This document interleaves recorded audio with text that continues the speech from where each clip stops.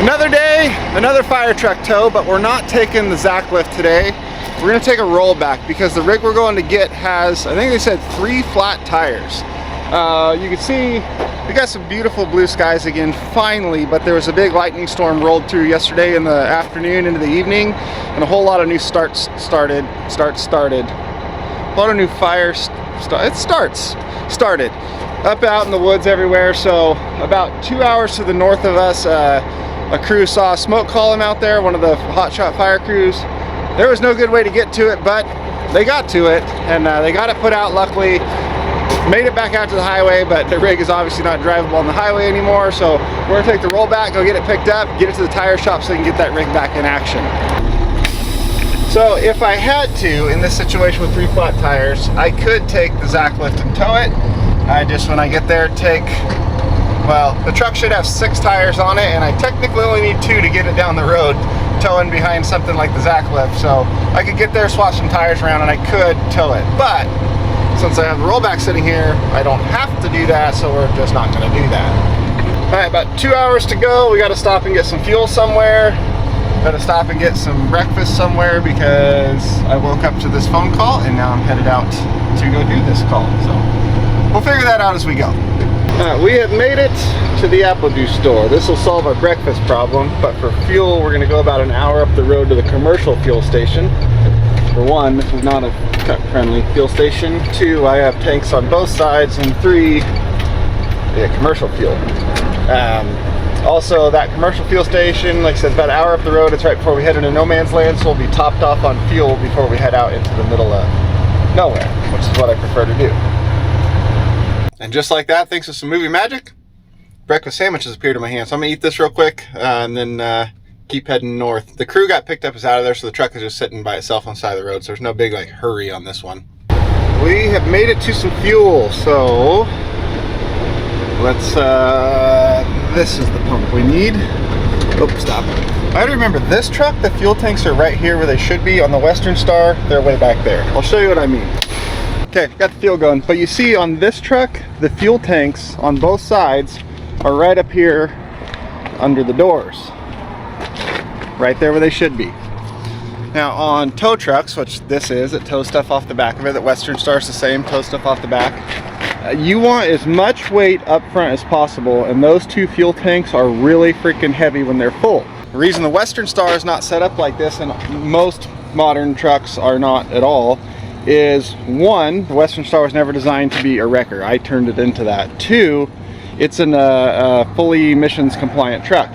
This truck here is a 2005 pre-emissions Cummins engine, so there's no DPF filter, SCR system, DEF, any of that stuff, which allows the fuel tanks to be right up here where they should be. On almost all of the new emissions trucks, this is where that whole DPF filter and SCR system will be, because they need that filter and system to be within a certain distance of the outlet of the turbo so that the exhaust doesn't cool down too much before it gets to it. If it has to go through too much exhaust piping to get back to the filter back there somewhere, the exhaust loses heat, and heat is what runs that whole system. Put the fuel cap back on here.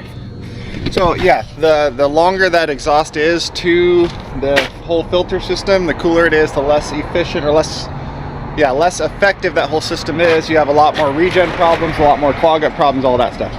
The other reason for getting the fuel tanks way up there where it's so nice is it leaves all of this for storage. You see, I got huge one, I mean, this is a long truck, but got huge amounts of storage down the side of it here. On the Western Star, you have that whole filter system here, right up where under the passenger door where they want them. Then I have my hydraulic oil cooler. Then it goes into the fuel tanks, and that truck has big fuel tanks, which come back to here. That leaves me only 1 spot for a 48-inch toolbox right there. You see where this truck has almost 3 times as much storage because it doesn't have that whole system on there, and the fuel tanks are up there where they should be. Also on this truck, it does have a much smaller fuel tank setup than the Western Star. The Western Star carries 250 gallons of fuel, I think. This one is significantly less, and this tank right here, you see the seam in it? Well, you see 3 for a reason here. This is the fuel tank, this is the hydraulic tank, and there's 2 separate walls with a space in the middle, so that if either one of these leaks, it doesn't leak into the other and contaminate it. And then there's a hole in the bottom where it will come out. So if you start seeing hydraulic oil coming out the bottom, of that gap in there, this is leaking internally. If it's diesel, this is leaking internally. The Western Star has a whole separate hydraulic tank back behind the fuel tanks, which is again just taking up more frame rail space. Now on the Western Star, I could move the driver's side fuel tank up under the doors, because under the door on the Western Star is the battery box and def tank, which those could really get put anywhere else and that fuel tank get moved up. It is something I could do.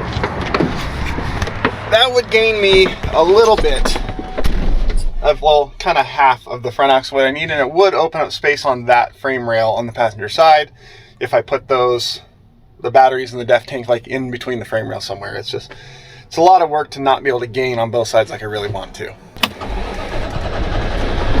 This poor truck is a dusty mess. It's been out so many fire forest service roads doing stuff. I need to really get a detail going on this. We got to enter our how much fuel do we use? 67 gallons. We got to enter all our fuel information for our IFTA tracking. Now we're just going to save. So this logs where we buy fuel, how much we bought, in what state, in what jurisdiction, how many miles we ran in all the different states. That way every quarter when I got to do my IFTA reporting and pay all my fuel taxes to the different states, I have all the information right there. Let's go fire trucking. There's sweet Western Star right there. Like, who would have thought there was so much to something as simple as fuel tanks mounted on a truck frame, but there actually is a lot to it, and it's a major consideration. Like, this truck here is spec'd and all that layout is designed correctly for the job this truck is doing, but this truck was built to do this job from the get-go. Epler Towing down in Central California, they're the ones who actually built this truck originally, and they built it as a 25-ton wrecker. So when they designed this truck and laid out all its components, everything was packed up into the very front of it, so they had all that open frame rail space for the wrecker body to sit down in. And then in 2010, they swapped it out to this 40 TV bed, and then because they had all that open frame rail space, they were able to fill it with toolboxes and really make use of it. So this truck was designed very well from the beginning, and as much as I love my Western Star, it was not spec'd to do the job it's doing as far as the component layout. It's got the much beefier frame. Actually, Rick Murphy, he was up at my house a few days ago, last week, something like that, with one of his heavy haul trucks. And we actually measured out the frames on our two trucks side by side. We were looking at them going, that looks different. My frame rail, I think it was 2 inches taller than his frame rails. Granted, his was double, mine's single, but mine's a thick single frame rail that's 2 inches taller. So as far as RBM of the frame, I think we're right in the same ballpark as each other, even though he's got a double frame and I've got a single frame, because this truck is built way beefier due to its super long length. So things like axle ratings and stuff like that in the Western Star, yeah, it's got all the specs I need, but component layout on the frame rails, it doesn't. I would have designed that truck very, very differently. But that truck was originally built and spec'd to pull a flatbed trailer hauling long loads, and it has that super long wheelbase, so those long loads can overhang off the front of the trailer and reduce the amount of overhang out the back, reducing the need for pilot cars, overall length restrictions, and stuff like that. So on that truck, what it was designed to do, mid-rail fuel tanks and then all your step boxes kind of into the cab, well, that makes total perfect sense. Like, they spec'd it right for what they were doing. It's just those big fuel tanks are really, really in the way for what I'm doing, and if I were able to move all that around, which I mean, it's possible, not the emission system part of it, but the rest, it's possible, I could gain a lot of real estate and a lot of functionality out of that truck. So that's like a maybe future project, but it's a big one. I just got a great idea. Maybe I can convince Western Star at their R&D shop right here in Madras, where we are right now, to help me out with kind of a truck refit project. Do that thing up a little bit as far as moving components around. I mean, those are the guys who designed the freaking components and put them on the trucks. They can definitely move them around. And I will be at the Western Star Proving Grounds. End of September is the Western Star Star Nation Experience that I had announced earlier I'm part of. Last time I said that, I had no Western Star around because it was in the shop, and now I say that and I'm in an international. Either way, The Western Star Nation experience, it got delayed about a month because there was a big wildfire right next to the proving grounds that kind of evacuated the whole area and caused a problem for us, you know, like going there.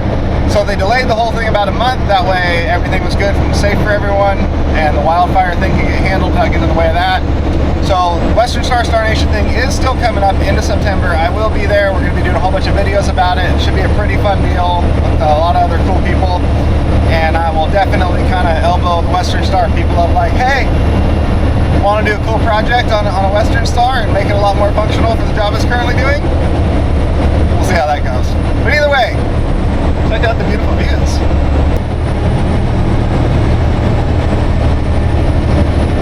So did I just totally nerd out on something as simple as freaking fuel tanks for a solid 15 minutes? Yes. Yes, I did. Just welcome to my brain, people. It is a weird, weird place, but that's how we do things around here. Okay, I am pretty sure we are here, and it should be sitting right over here. Oh, yep. There they are. So, which one is it? Well, I guess it'd be the ones with flat tires. That's dumb. But, yeah, let me back in here, actually. So I don't think I can turn around once I'm in there.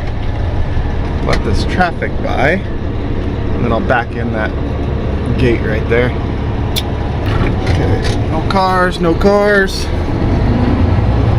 Off we go.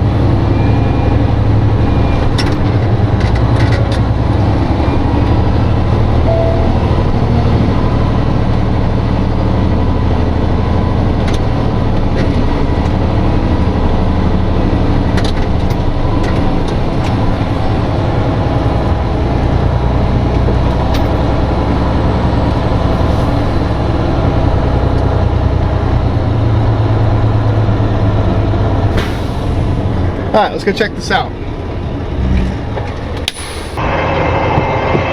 Okay, gloves, remote. Let's drop the airbags. That'll just give us a little better load angle since this thing's got a long tail hanging off the back. Put our bed down. We're not going to need the winch, we can just drive it up on. Both front tires are good. We'll get this down here. You see this out here is the area they were going out to get that spot fire way out there from a lightning strike out across all this. You can see rocks and sagebrush and all that, and that'd be why they got some flat tires.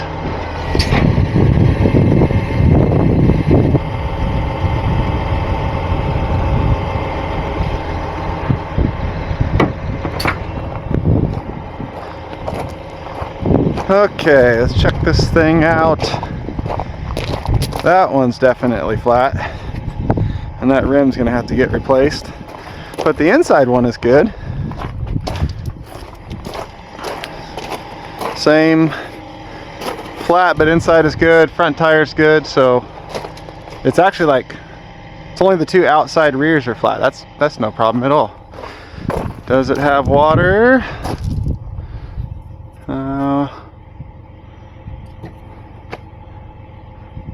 Normally they're all lit up. We'll leave it. I can haul it with the water, that's no big deal. I got the keys from him in town. Let's load this thing up.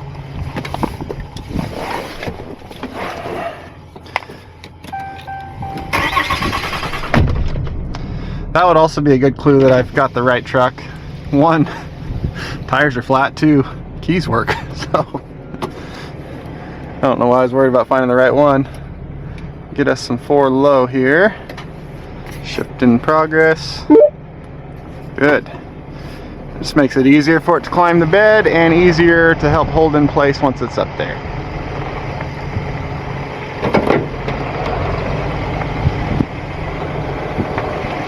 Go slow in case we hear the back end drag. Nope.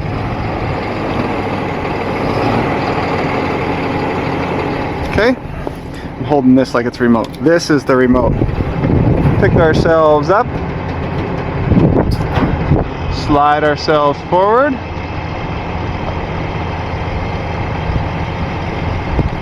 drop ourselves down,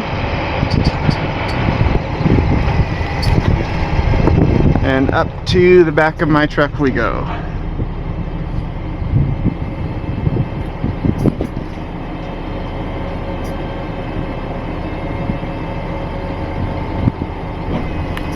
We are there.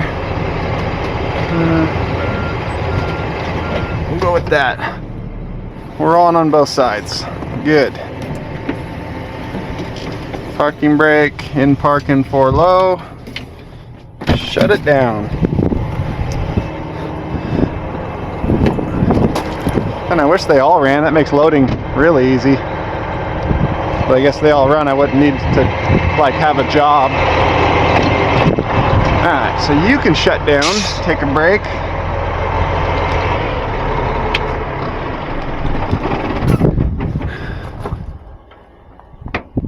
Where did I put the gloves? Are they in the truck that I got down from? I bet so. Oh, it's good to be tall. Yes.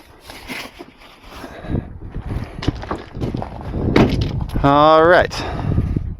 Let's tie this thing down. We can hook that. We can maybe hook that over there. This one is a 5500, it should be. And it has the front axle disconnect. I didn't think the 5500s did. I thought that stopped at the 3500. But clearly, I don't know what I'm talking about, so you and you are gonna go to the back.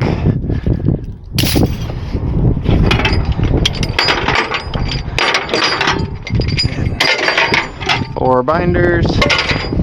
Let's see if this will grab that axle.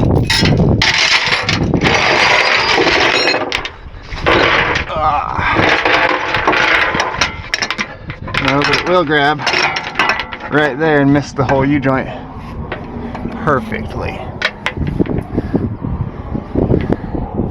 Will it go up in there? Nope. As long as the other side is rotated the same, it'll work. Which means it probably won't. Let me go see.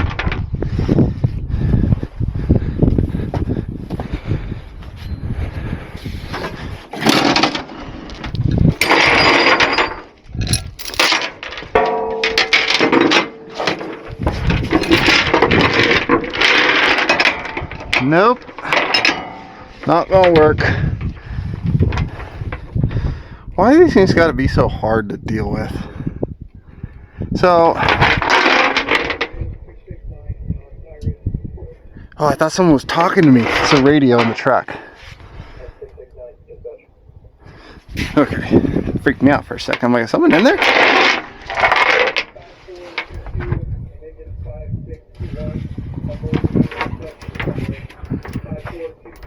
Oh, look at that nice big old beefy bracket right there. Way easier.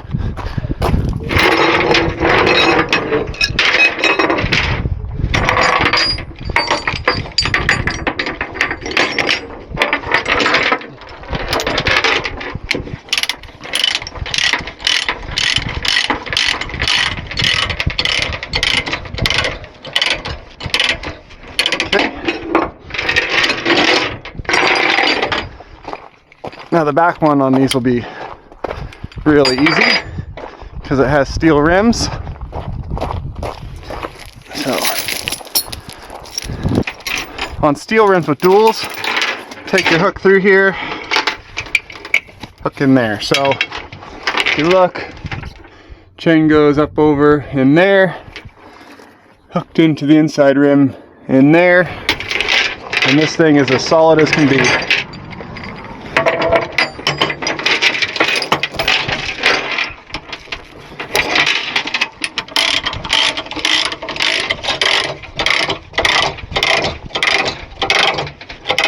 So that actually makes your hooks or your tie down stronger because it's not holding like to the frame where it'd be like the whole weight of the truck forward. It's got this leverage force to it because of the rotation. So by holding the rim up here, it's actually gaining leverage on holding the truck from moving forward.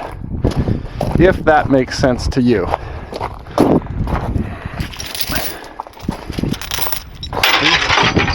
both valve cores down here, meaning chain can go all the way over. Hook the inside in there, and we can tie it right down.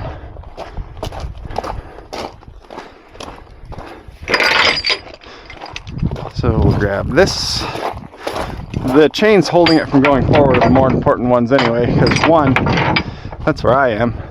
Two, this truck does not have the launch power to throw this thing off the back of the deck, but it does have the braking power to send it through the cab. So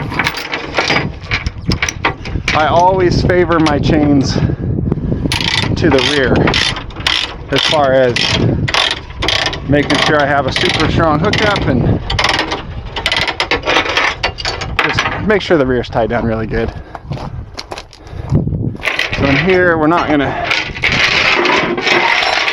stay hooked up like I thought we're going to.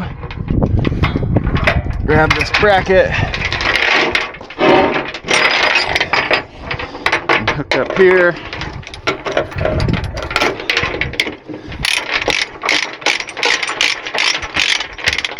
And I'm undoing it.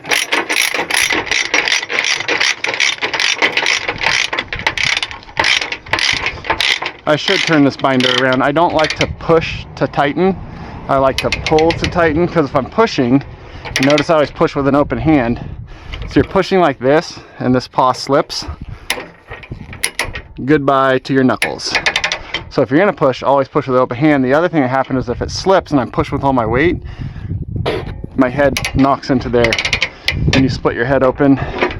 Trust me on that. So I always try to set up where I'm pulling to tighten. So we've got, we're hooked into the lower suspension brackets. I would say that's plenty beefy enough. In the rear, we're hooked to the top of the rims. Plenty beefy enough. We're good to go.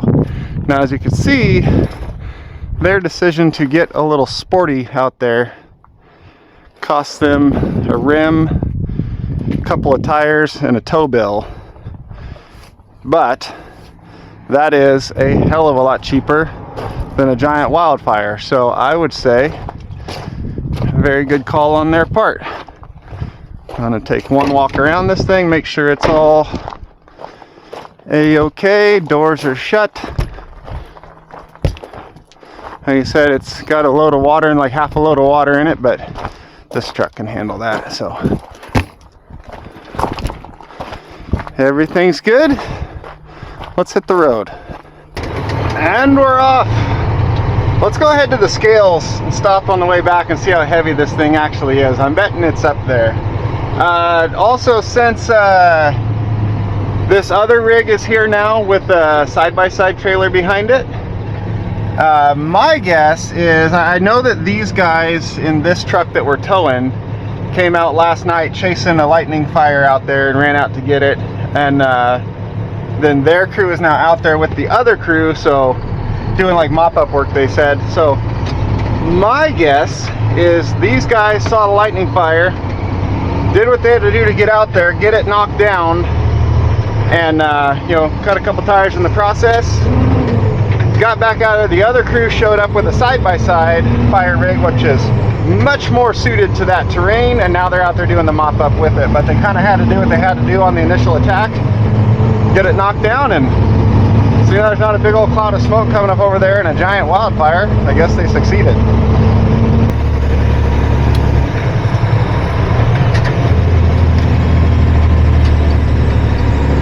So we are here, and I'm an idiot because the scales I was thinking of are way off on the other side of town. Not here, where we're just barely getting into town. So we don't get to weigh this thing and see what it weighs. So I'm not driving 20 minutes off that way to drive 20 minutes back. So we're gonna pull this thing right up in here under the cover where it says do not enter. Pull right up front in here. Make sure we're not going to rip the top of this thing off, which we're not. And I'm going to pull my truck out the other end so that we drop their truck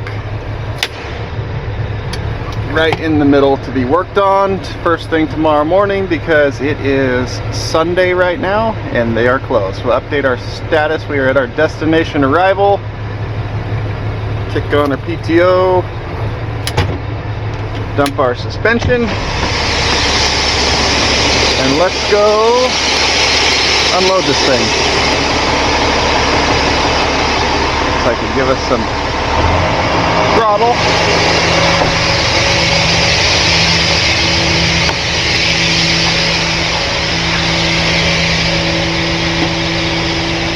So everything's set nice and still. Oh, we can't weigh this thing on a scale, but I do have scales on my drive axles. I checked those scales before we left up there. The air suspension's dumped right now, so they're not going to read, but I'm at 33,000 on my drive axles. The legal weight limit is 34, but with my permits for this truck, I'm allowed to go to 46. So we're not even remotely close. But being as we're 33,000 right now with this on here, and this truck is 18 on these axles when it's empty, that means there's 15,000 pounds of weight just right here, plus whatever weight is transferred to that front axle. So I would bet this truck right now is in the 17-ish thousand pound weight range. Maybe 18, somewhere in there. This is a F550, so it can go to 19,500. And there's no way I have 5,000 pounds of extra weight on my front axle right now, so it's not overweight. Let's get all of this off. To the officer down in California who was so mad about my license plate light not working, there you go. He was a real stickler about that. There was a lot of things he could have been mad about with what I was doing, but man, that license plate light just tore him up. How dare that not work?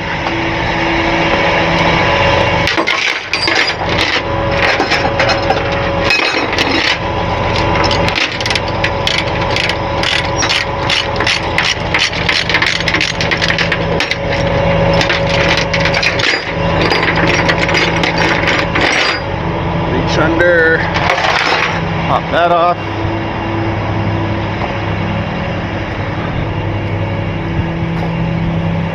This is a nice truck. I think this one's a 2022. It's damn near new. Maybe that's why it has the whole front axle disconnect. Or maybe it hasn't because I just don't know what the hell I'm talking about and they all do. Who knows? Well, somebody does, but not me. Alright, off you go. Off you go. We are unhooked. Okay. Oh, keys.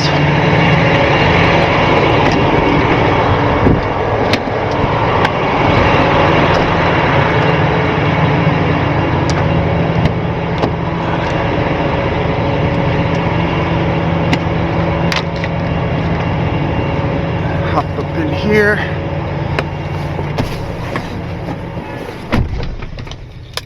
Okay.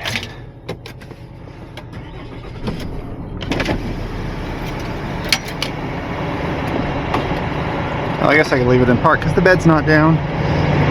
Alright. We're going to roll our bed back, make sure when we tilt up we don't lift ourselves into the roof there, which we're not going to. Give us some tilt.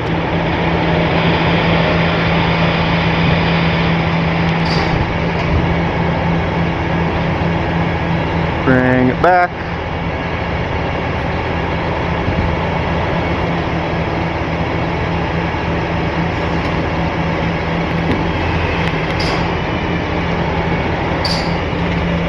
Now we can back off.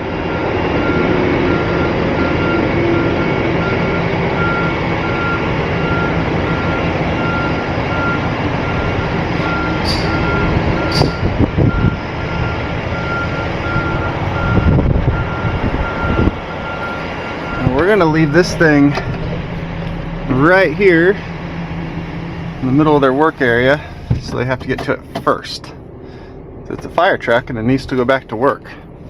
Put it back in two-wheel drive. All good. Shut it down. Gloves are there. Got my remote so I can lock it up. Well, that's that. It doesn't get much easier than that, so we'll see you on the next one.